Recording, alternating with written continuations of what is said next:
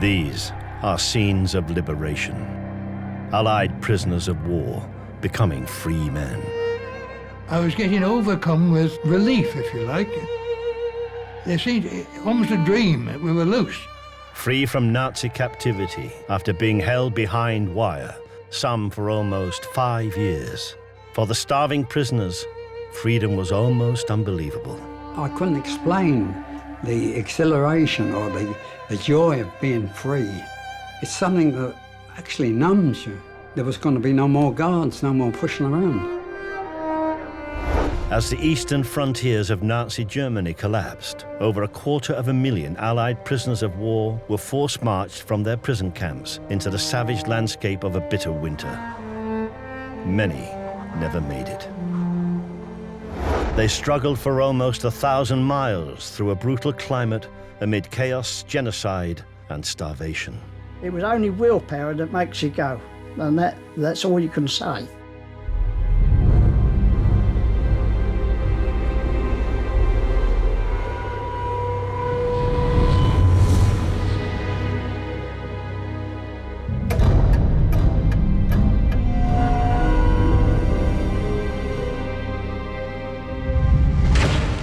Returns to London as the drama of power politics reaches its climax in August. Hitler and Stalin sign their pact. Nazi threats rise to a scream. Peace hangs in the balance. In early 1939, men around Britain volunteered into the forces, fearing that war in Europe was likely. But many joined just to get a job or escape the tedium of normal working life.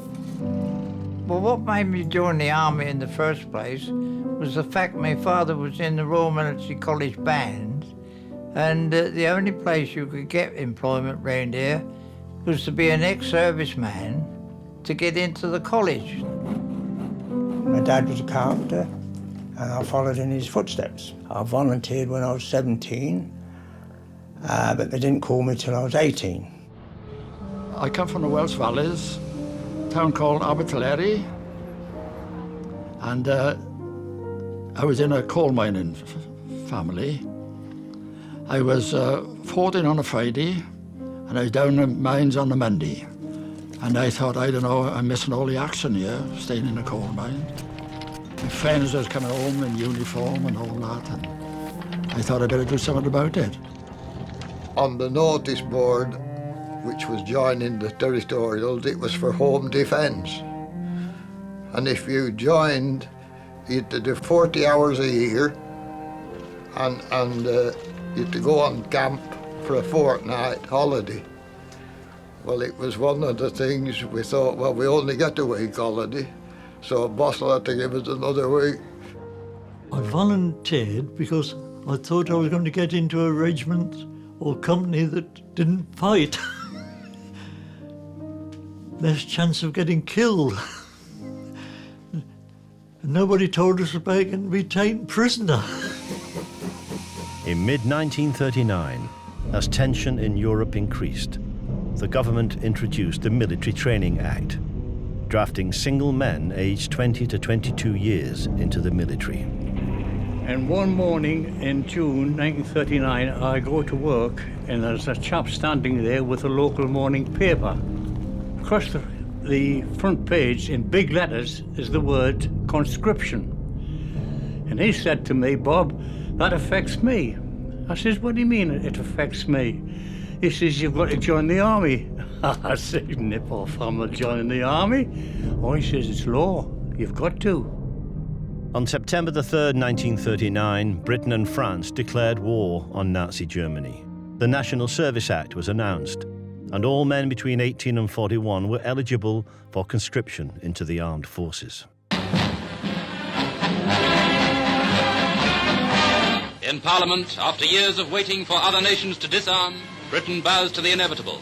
Youth is called to serve. Britain has given the world a mighty civilization. Shall it now pass away through outside domination? New call to defend our freedom goes out to the men of Britain and the Empire, and they answer, "We come to serve." When war broke out, I knew that I was due for an early call-up.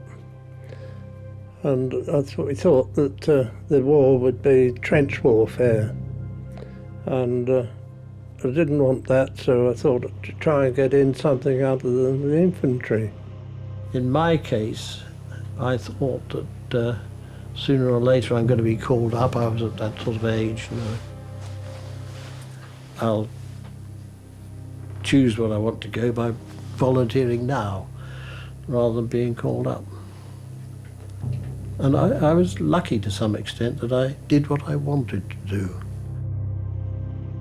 I wanted to join the Air Force, but I couldn't because being a reserved occupation, the only way you could get into the Air Force was to volunteer for aircrew, which I did. I said I wanted to join the Air Force. I volunteered. I went for the medical. That was fine. Then you had a maths and an English test.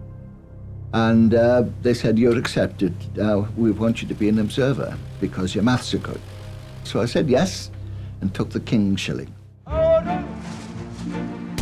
Each man who joined, either voluntarily or conscripted, received basic training. Many found it to be inadequate. The training was very poor indeed.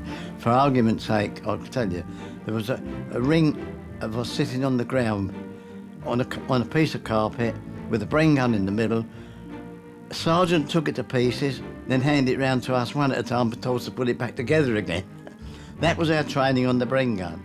It was pretty hard, and you had to learn to carry this machine gun and a tripod, and you had about 8 people in the squad that carried ammunition, water cans and different things that they had we needed. It was pretty hard going, and you had to, this blooming gun on your back used to cripple you, you know, and the tripod was even heavier. Had a bit of manoeuvres, map reading, fired some rifle shots. Our training included going into bomb pits in Worley Woods and throwing hand grenades and making sure you didn't drop it on the floor to everybody's chagrin. Bayonet training, of course. Physical training, PT, which I hated. After doing some initial flying on Wellingtons on 12 Squadron, I was transferred to 103 Squadron on the Halifax aircraft and did the rest of my flying training there. To give a 20-year-old a 4-engine bomber and say, fly this, it was like giving a kid a Ferrari, really. I only fired a rifle once, and that was on Salisbury Plain. 5 rounds of ammunition, and that was the lot. 20 rounds. That was it. And when we came to it, my target had got more shots than I'd fired. The chap the next chap to me had been firing into my target. Hurried and insufficient training would leave many of the recruits ignorant of the realities of actual warfare. Being at that age, you don't think about getting killed. You're not going to get killed. It only happens to other people. It never happens to you, you know. I never dreamed that it was going to be anything serious, actually. I knew nothing about Germany or how strong Germany was. Faced with the imminent threat of attack by powerful German forces in Europe, Britain mobilized for war. We just had a hard time training and route marching in the mucky slush. And that all came to an end, of course, when you were told one day, 3 days leave, which everybody guessed then was for foreign service, and it was true, we went to France. We were given all this Middle East gear, you know, the hats and the shorts, and off to Liverpool. The sergeant major rapped on the table. He said, "Bacon and beans, boys." He said, "That's your breakfast this morning." And we weren't there long before they shipped us off down to the station and got on a train and Quite a number of people watching at the station, crying their eyes out.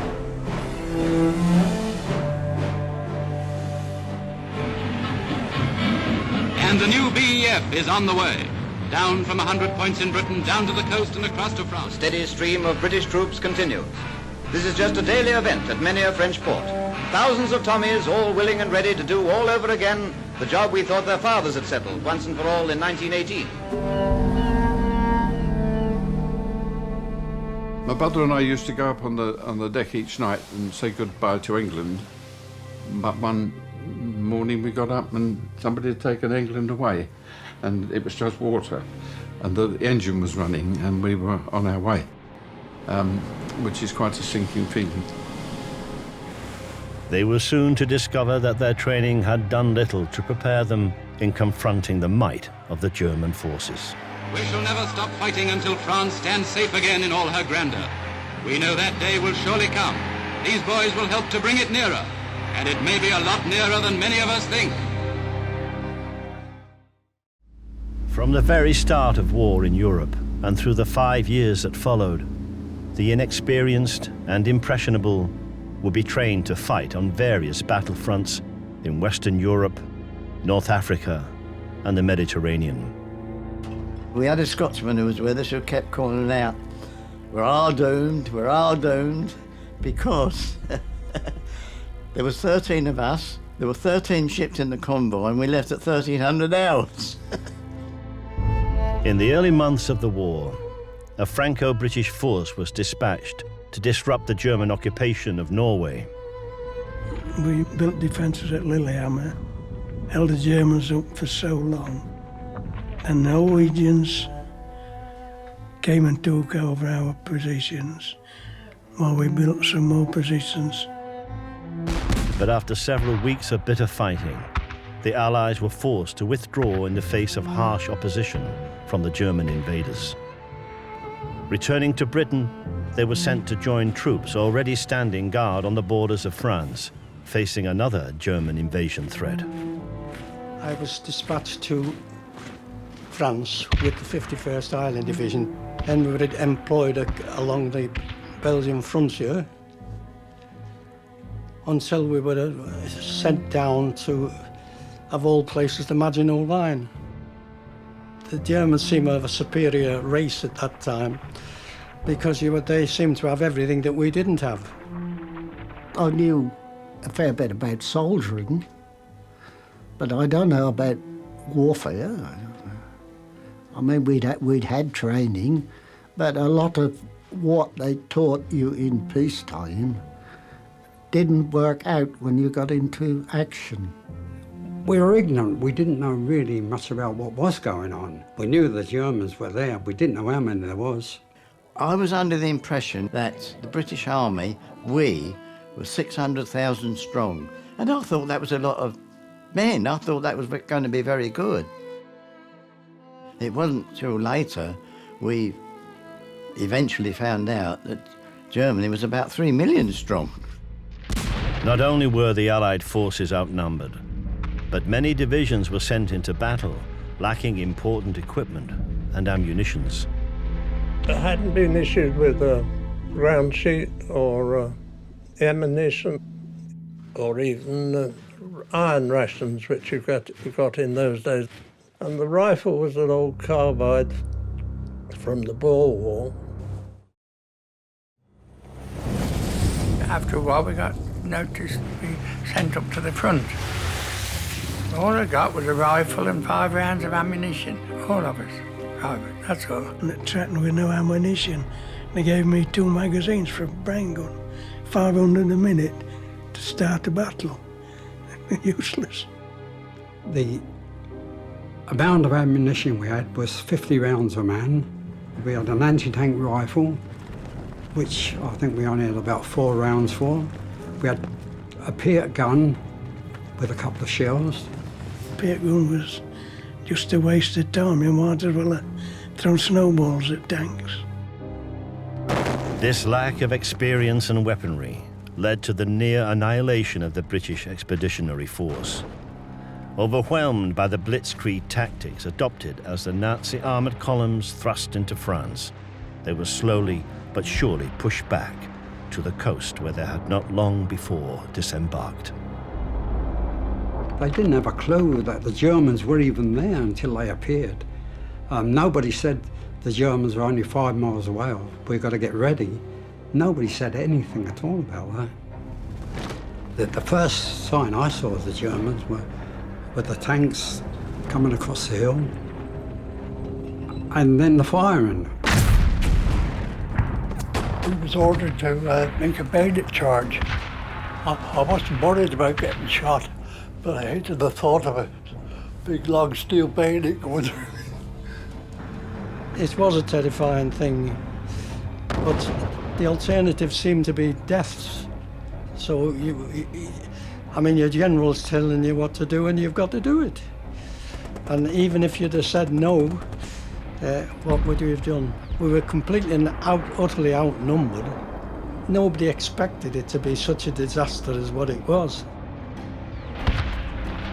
I never worried once. I never thought for a moment that I was going to die. But I was scared that I was going to go home without an arm or a leg. I think I'd rather have been shot, dead. All the bloody French, they outnumbered us by about 100 to 1, I think. So they were just giving themselves up with no fighter engine, got the full equipment. And gradually the party broke up into little groups, and we finished up, I think we finished up with about half a dozen of us, and walking back and making little stands every time where we could, We were told by an officer, it is every man for himself. And we had to find our own way to the coast and find our own way out of the situation. Sadie said, "Oh, that you know use to me." He said, "You might as well bugger off." I said, "Where to?" "Anywhere," he said, "down into Dunkirk." "Well, where am I going to go?" I said, "Anywhere, that's up to you where you land up."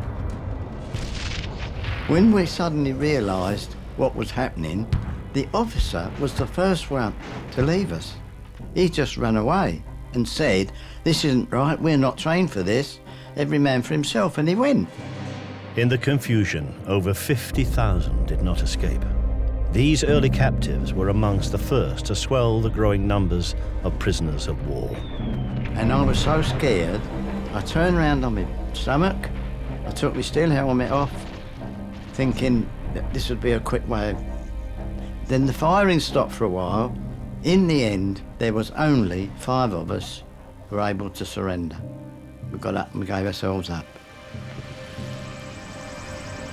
I went into a house on the front of this village, and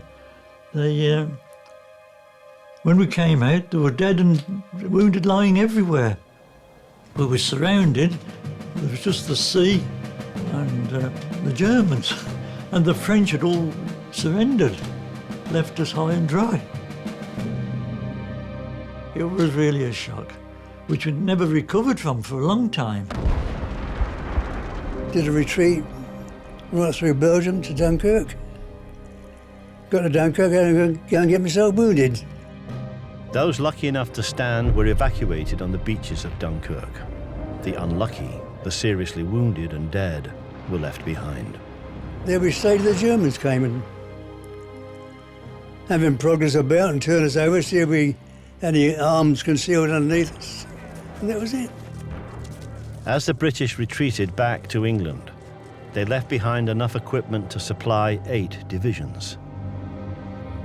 They would need months to resupply.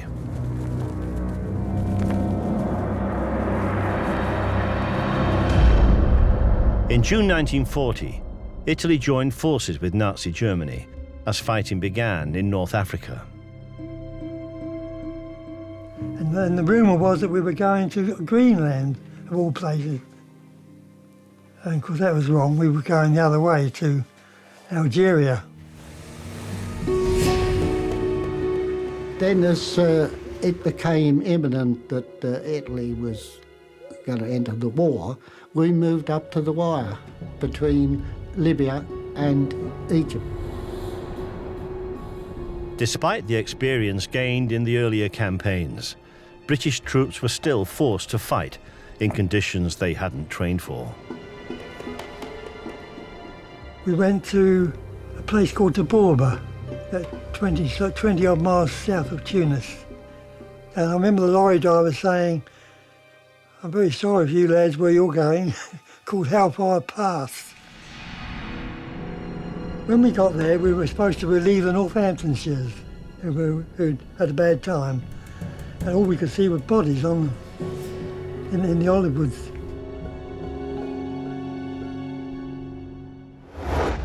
Danger did not only lie with the forces fighting in and around Axis-held territories.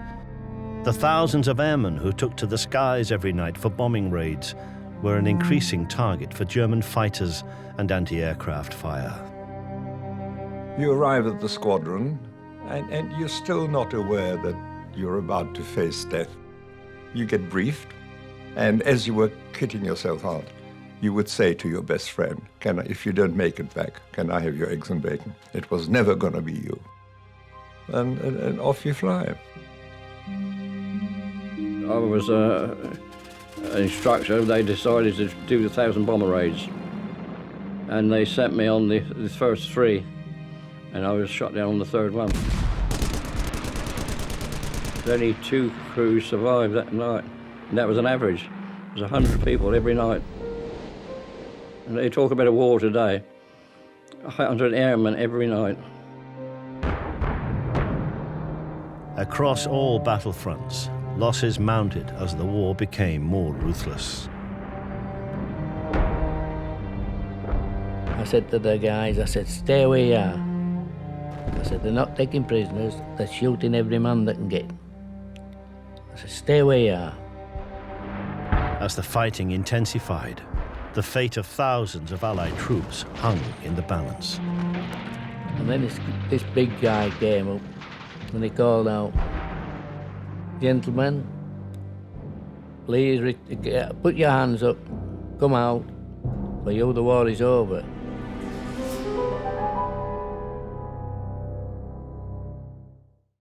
The German tide of conquest stretches across the map. At its margins, at different times and at different locations, fighting men are falling into the hands of the enemy. In North Africa, troops are locked in battle. Well, we went into the war, but we had 680 men. And in 5 days, there was only 190 of us left. We decided to start walking, came across the river, and that all green slime on top. We decided, although it's stupid, but we had decided to only go by night. But then we thought, well, no point, we're all clear. And we stripped off and waded across the river, started getting dressed, and all of a sudden the place came alive with Germans, all camouflaged, all round us, and watching us for hours. We could see this Panzer and motorbike and sidecar and all these other Jerrys and that. So, of course, I had no option but to put the white flag up. We fought our way up to Benghazi, and the sergeant major said to me, "Go up the road and see what's happening, Ron." Oh, corporal, like, you know.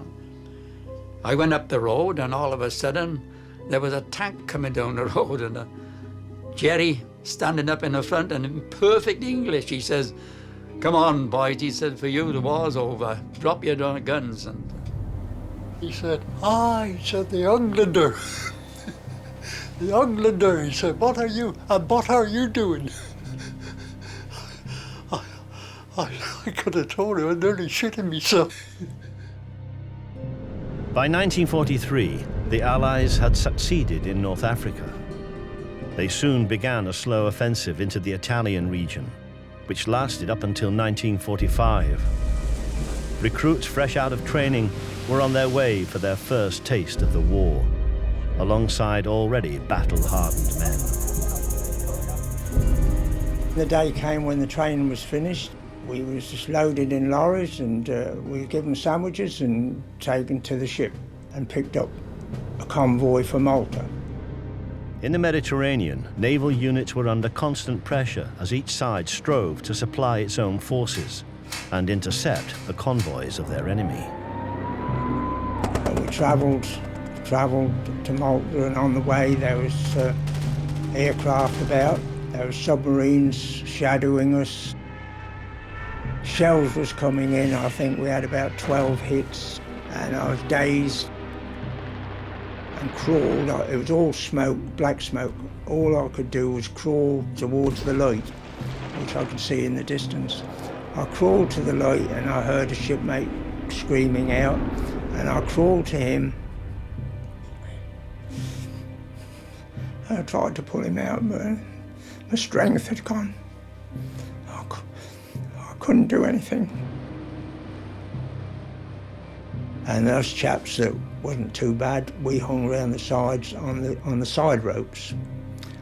And we hung on there for 9 hours.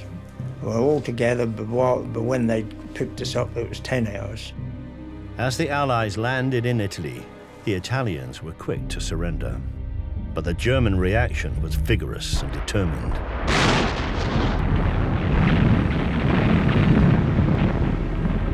They shipped us out onto landing ships. I landed at Salerno. There was some opposition, but we managed that. And then we gradually fought our way north, mountain after mountain, horrific fighting, and conditions and all that. The battalion had to attack Monte Camino. The commander officer said, there's only a couple of German OPs up there, he said. Saturday night job, 8 hours to get up there. And we had a terrific battle for 3 days up there. It is horrendous. We were told that infantry were coming through us during the night and would relieve us, but they never came. And the following morning, about 6 o'clock, we heard tanks, and we thought, hello, they're coming to relieve us. And of course, they came over the hill, and the German cross was on the side of the tanks, and we thought, this is it.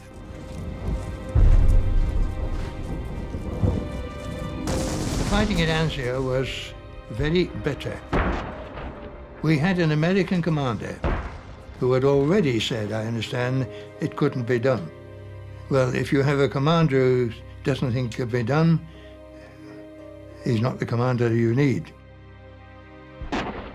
Hitler already said that they were to lance the Apsis south of Rome, which was us, and they sent everything against us to get rid of it. It was a very traumatic experience, something we'd never even thought of. I mean, I thought about being killed. I thought about being badly wounded, perhaps even crippled for life. But I never thought about being taken prisoner. That happened to other people. The mounting bomber offensives against German industrial centers did not come without sacrifice. Many air crews were lost over occupied territory. The German night fighter had come underneath us. And in those days, they were no longer attacking the rear gunner.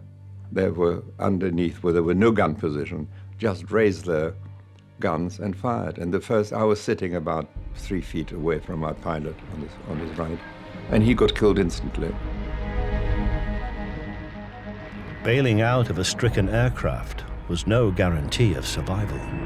They always warned you when you bailed out, cross your legs, because the trees are high and dangerous. Cover your eyes to protect yourself. So I did this, and nothing happened at all. It all went very, very quiet. And I peeped through my fingers to see where I was, and I was hung up in a tree. But there I am in a strange field, in a strange country, not quite knowing what to do. My trouble was I was too keen.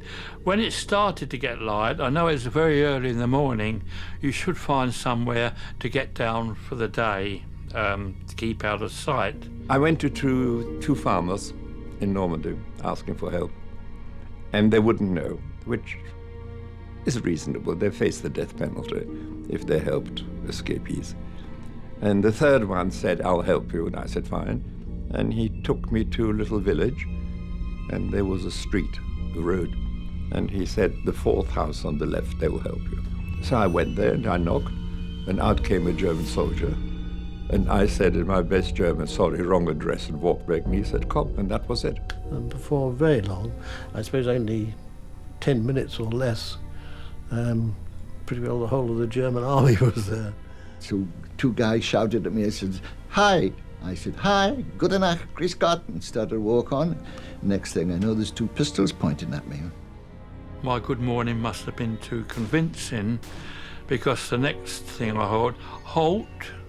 I started to run, then as a shot, I stopped immediately, turned round and walked back towards this chap.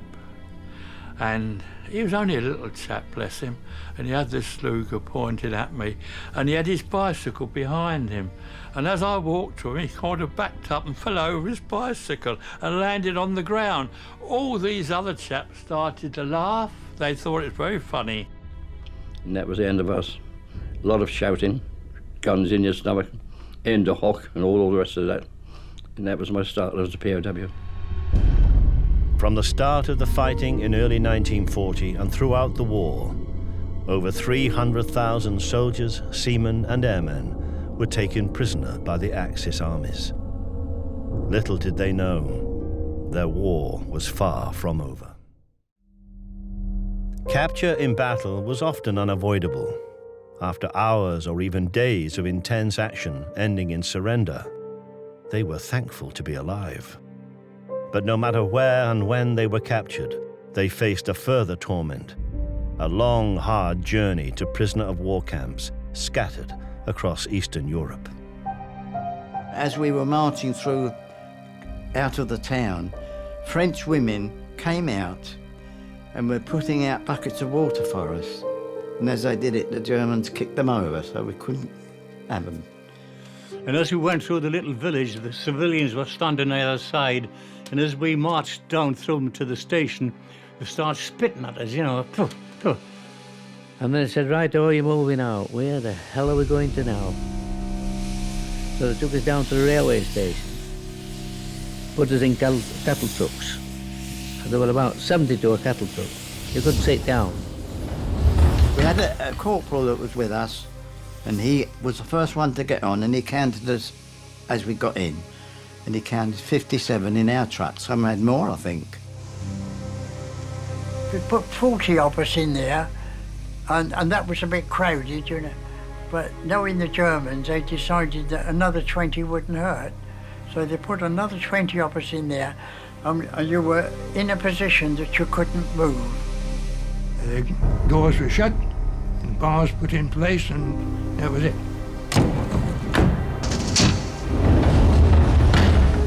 Horrible cattle trucks without any covering on the floor, had the rivets sticking up, and that didn't matter where you put yourself, sat down, lied down, these rivets dug in, and it's no good saying, well, sit on a coat or whatever, because it was so cold that you had to stay fully dressed.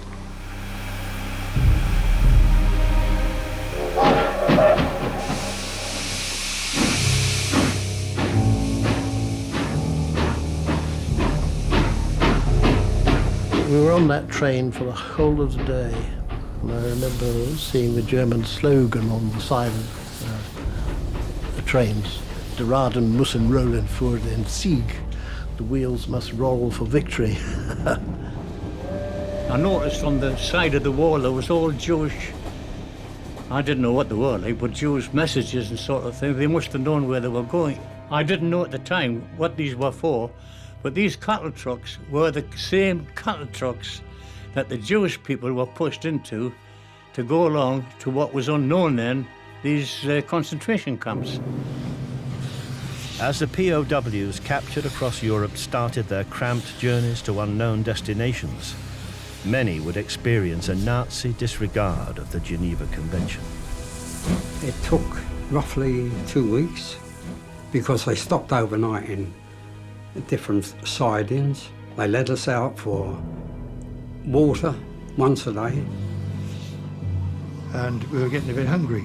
There was no food. Eventually we were given something, which was, I think it was a loaf of bread between about 5 or 6 men, and a lump of little cube of margarine. And that was it. We were told that was it for 24 hours. We weren't getting any more. We had a few bits of black bread and bits of meat and that sort of thing given to us. And then you had a bowl of this, well, we called it stodge, which was a sort of a cabbage stew sort of thing. He gave us half a loaf to last us all the way. And somebody pinched mine. We were saved by a thunderstorm, a terrific thunderstorm. It rained heavy, and we caught some drips in a tin that dripped through the roof, you know, and water, we got water like that. This journey went on across country, with the train travelling at very slow speed. One stopped dead for an air raid. We were mostly on the rail at night time, and then they used to put us on the siding during the daytime and move us again at night time. So because there were so many trains getting bombed and all that sort of thing, that I suppose to keep us safe to a certain extent. Allied air forces were now striking deep into Europe as they sought to destroy supply routes, truck convoys, and trains. Unwittingly, they sometimes targeted their own servicemen. The POWs could only hope and pray that they would survive the perilous journey.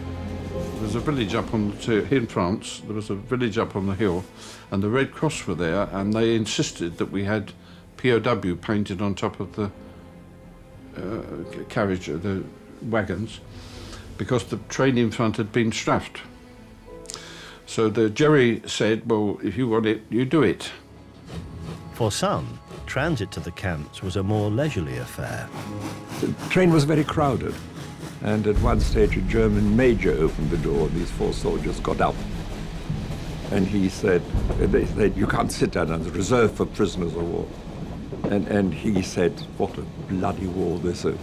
You know, terror fleegers out sitting in comfort, and decent German officers are being treated like swine. And I said, I couldn't agree with you more, why don't you join it? So in the end, we compromised. And I had quite a nice time, we enjoyed it. Most prisoners didn't have the luxury of traveling in the carriages. Those in the overcrowded cattle trucks were treated like animals. We stayed in these trucks for 3 days and 2 nights. Only stopped twice to answer the call of nature. I didn't go to the toilet there in the trucks.